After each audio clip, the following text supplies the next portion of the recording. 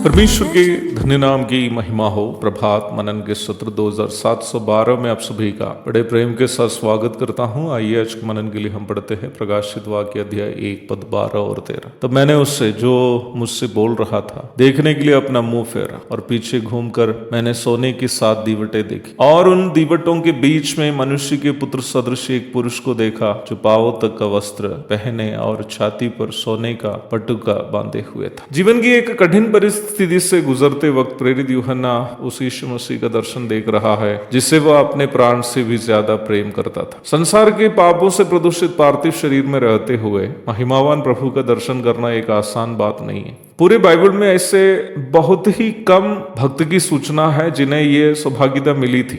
उनमें से एक मूसा था, दानियल और शद्रक मेशक एवं अबेदनगो थे, यशायाह और यहजकेल आदि नबी लोग भी पुराने नियम से उन गिने चुने लोगों में हैं जो यीशु मसीह का दर्शन महिमा के साथ किए हैं। नया नियम में यूहन्ना के अलावा स्तिफनुस तथा प्रेरित पौलुस आदि कुछ ही लोग हैं जिन्हें ये सौभाग्यता मिली थी। इन सभी लोगों का इतिहास यदि हम देखें तो अवश्य ये जानकारी मिलेगी कि ये सभी स्वयं को जितना प्रेम किए थे उसे अधिक प्रभु से किए। प्रेरित यूहन्ना उस एकमात्र प्रेरित है जो प्रभु के क्रूस के साये ऐसे खड़ा रहा जैसे एक पुत्र अपने पिता को उसके कष्टों में अकेले छोड़ जाना नहीं मानता हो। क्रूसित यीशु मसीह के कष्टों में सहभागी होने का यूहन्ना की तीव्र इच्छा उन्हें महिमावान यीशु मसीह का दर्शन करने की सौभाग्यता उपलब्ध कराए। प्रेरित पतरस का एक प्रस्ताव मुझे अभी याद आ रही, पर जैसे जैसे मसीह के दुखों में सहभागी होते हो आनंद करो जिससे उसकी महिमा के प्रकट होते समय भी तुम आनंदित और मगन हो।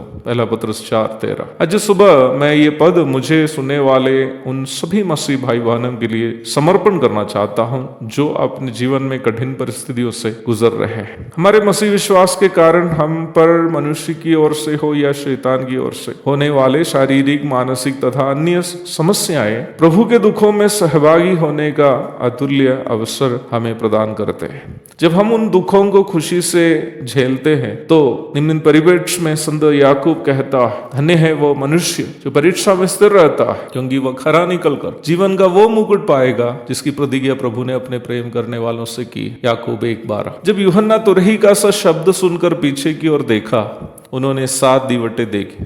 इसी अध्याय की 20वीं पद में यह सूचित किया है कि 7 दीवट जो यूहन्ना ने देखी हैं 7 कलीसियाओं का प्रतिनिधित्व करते हैं, अथवा उन 7 दीवटें 7 कलीसियाओं को सूचित करने वाले प्रतीक हैं। अन्य पुस्तकों की तुलना में प्रकाशित वाक्य की पुस्तक की एक खास विशेषता यह है कि इसमें ज्यादातर आत्मिक सच्चाई या प्रतीकात्मक रूप में अथवा सिंबॉलिक वे में समझाई गई है। उन रूपकों को बाइबल के अन्य भागों से तुलना करके समझना जरूरी है। केवल अनुमान या अंदाजा लगाकर प्रकाशित वाक्य को समझना या समझाना पद के सही अर्थ को समझने से हमें वंचित कर रखेंगे। 7 दीवटों के बीच विराजमान मनुष्य का पुत्र अथवा प्रभु यीशु मसीह जिसे यूहन्ना ने देखा कलीसिया के साथ प्रभु का गहरा संबंध तथा कलीसिया के ऊपर उनका परम अधिकार को सूचित करता है। यीशु मसीह कलीसिया का संस्थापक है। कलीसिया का सर्वी यीशु मसीह है। प्रभु ने यह भी कहा कि 2 या 3 मेरे नाम में जहां कहीं भी इकट्ठे होते हो मैं वहां